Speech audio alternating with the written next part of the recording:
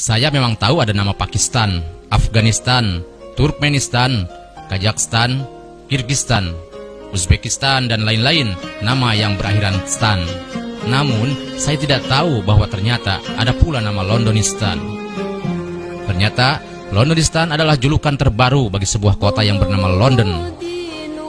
Yang menciptakan julukan Londonistan adalah jurnalis terkemuka Melanie Phillips, demi melukiskan betapa besar pengaruh Islam terhadap ibu kota Inggris di masa kini.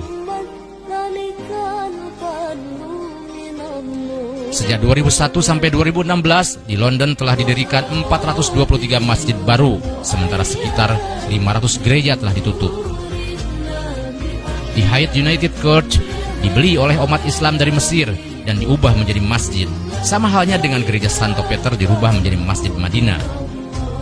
Masjid Brick Lane semula adalah sebuah gereja Metodis.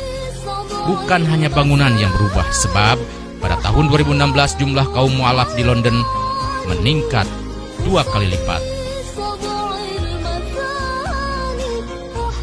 The Daily Mail sengaja secara khusus mempublikasikan sebuah foto fakta Londonistan, antara lain dengan foto sebuah masjid dan sebuah gereja bertetangga di pusat kota Londonistan, atau adegan di dalam gereja San Giorgio yang berkapasitas tampung 1.230 jemaat, namun hanya dihadiri 12 orang pada upacara misa, dan hanya 20 orang tampak hadir di dalam katedral Santa Maria.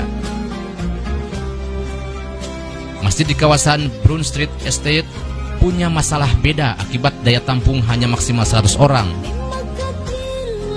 Maka setiap Jumat, umat terpaksa meluber ke jalanan. Wali kota London masa kini adalah Muslim. Cherry Pitt dari Universitas Oxford menyatakan hegemonitas umat beragama di Inggris masa kini memudar akibat dominasi Kristen memang lenyap.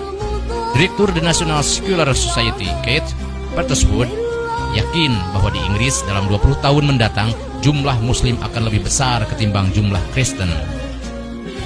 Menurut riset Natsen Social Research Institute, jumlah umat Anglikan pada lingkup waktu 2012 sampai 2014 mengalami kemerosotan menjadi sekitar 1,7 juta. Sementara jumlah umat Islam di London, Inggris meningkat menjadi 1 juta orang. Demografikal umat beragama di Manchester 15,8% Muslim, di Birmingham 15,8% Muslim, bahkan di Bradford 24,7% Muslim.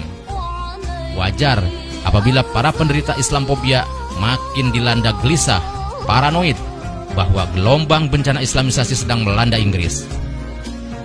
Namun, bagi mereka yang mengerti kodrat proses peradaban, sama sekali tidak merasakan apalagi menganggap fenomena Londonistan sebagai suatu mimpi buruk di malam hari. Gejala Londonistan sekadar ekspresi perubahan peta demografik keagamaan di Inggris, di mana kebetulan agama Nasrani sedang mengalami masa pasca kematangan, sementara Islam sedang mengalami masa pertumbuhan. Kemerosotan jumlah umat Kristen bukan akibat pertumbuhan Islam.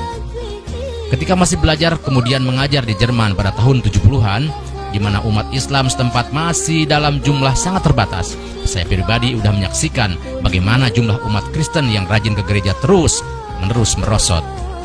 Jumlah warga yang secara administratif keluar dari agama Kristen makin banyak akibat keberatan membayar pajak gereja yang secara legal wajib dipotongkan langsung dari salary bulanan. Terutama generasi muda Jerman yang pada saat itu sudah mulai menganggap agama Kristen sudah tidak relevan akibat tidak sesuai dengan perkembangan zaman.